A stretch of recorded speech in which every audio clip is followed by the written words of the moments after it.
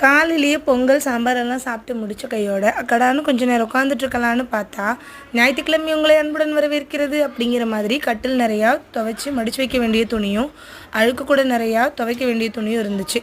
சரி ஓகே அப்புறமா துணியை மடிச்சுக்கலான்னு சொல்லிட்டு ஃபஸ்ட்டு மிஷினில் துணியை போட்டு ஃபஸ்ட்டு துவைச்சி முடித்தேன். துவைச்சி முடிச்சுட்டு மாடியில் கொண்டு போய் காய போடலான்னு பார்த்தா என்ன வெயில்! கோயம்புத்தூர்லேயே இந்த வெயில்னால் இந்த திருநெல்வேலிக்காரங்கெல்லாம் இன்னும் உயிரோடு இருக்காங்க அப்படின்ற அளவுக்கு அப்படி ஒரு வெயில். இன்னும் 10 நிமிஷம் கழித்து வந்து துணி எடுக்கலைன்னா துணியெல்லாம் எரிஞ்சு போச்சுன்னா நான் பொறுப்பு இல்லைம்மா அப்படிங்கிற மாதிரி அப்படி ஒரு வெயில். போட்டு முடிச்சுட்டு கீழே வந்து ஏதாவது ஜூஸிக்கு அடித்தா தான் உயிர் வாழ முடியுன்ற அளவுக்கு செம்ம வெயிலாக இருந்துச்சு. கீழே வந்து பார்த்தா ஸ்கூல் பேக்கெலாம் துவைக்க வேண்டியிருந்துச்சு. ஸ்கூல் பேக் லைட் கலராக இருந்தால் அடிக்கடி அழுக்காகி துவைக்க வேண்டி இருக்குமேன்னு சொல்லிட்டு நம்மளும் ப்ரௌனு பிளாக்குன்னு வேறு கலரில் வாங்கி கொடுத்துடலான்னு சொல்லி தொலைநோக்கு பார்வையோடு சிந்திச்சா இவங்க என்ன தான் பண்ணுவாங்கன்னு தெரியல. நம்ம தொலைநோக்கு பார்வையே தூக்கி அடிக்கிற அளவுக்கு வாரத்துக்கு ஒரு முறை துவைக்க வேண்டிய லெவலுக்கு அழுக்கு பண்ணி கொண்டு வந்துடுறாங்க. அதையும் அலசி காய போட்டு முடித்த கையோட மத்தியானம் சாப்பாட்டுக்கு ரெடி பண்ண ஸ்டார்ட் பண்ணிட்டேன். ஞாயிற்றுக்கிழமைனாலே ஏதாச்சும் ஒரு உயிர் அடித்து வாயில் போட்டால் தான் அந்த டே ஃபுல்ஃபில் ஆன மாதிரி இருக்குன்னு யாரோ எழுதி வச்ச சட்டத்தை படித்து செயல்படுத்திக்கிட்டு இருக்க மாதிரி ஞாயிற்றுக்கிழமைனாலே நான்வெஜ் தான்.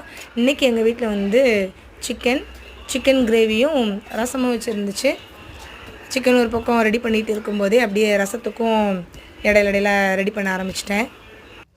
ஒரு பக்கம் சமையல் வேலையெல்லாம் போயிட்டுருக்கும்போதே நான் என் பசங்கக்கிட்ட வந்து புதினாவை வந்து கொடுத்து அந்த புதினா இலை தனியாக காம்பு தனியாக எடுத்து பிரித்து வைக்க சொல்லி கொடுத்துருந்தேன். அவங்களும் ஒரு பக்கம் அதை ரொம்ப ஆர்வமாக இல்லாட்டியும் தலைவிதியன்னு சொல்லி பிரித்து வச்சுக்கிட்டு இருந்தாங்க. எனக்கு ரசம் வைக்கும்போது இந்த ரசம் தாளிக்கிற ஸ்மெல் எனக்கு உண்மையிலேயே ரொம்ப பிடிக்கும். யாருக்கெல்லாம் இந்த ரசம் தாளிக்கிற ஸ்மெல் ரொம்ப பிடிக்கும்னு சொல்லிவிட்டு கமெண்ட்டில் சொல்லுங்கள்.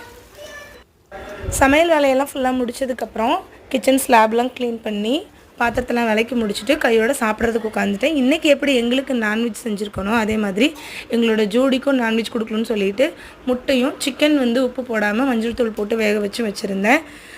ஜூடி வேறு யாரும் இல்லை, எங்கள் வீட்டோட குட்டி நாய்க்குட்டி. எங்களோட குட்டி நாய்க்குட்டி ஜூடியை பற்றி நான் இன்னொரு வீடியோவில் உங்களுக்கு கிளியராக சொல்கிறேன். அவ்வளோதான், இன்றைக்கி சண்டே விலாக் ஓவர்.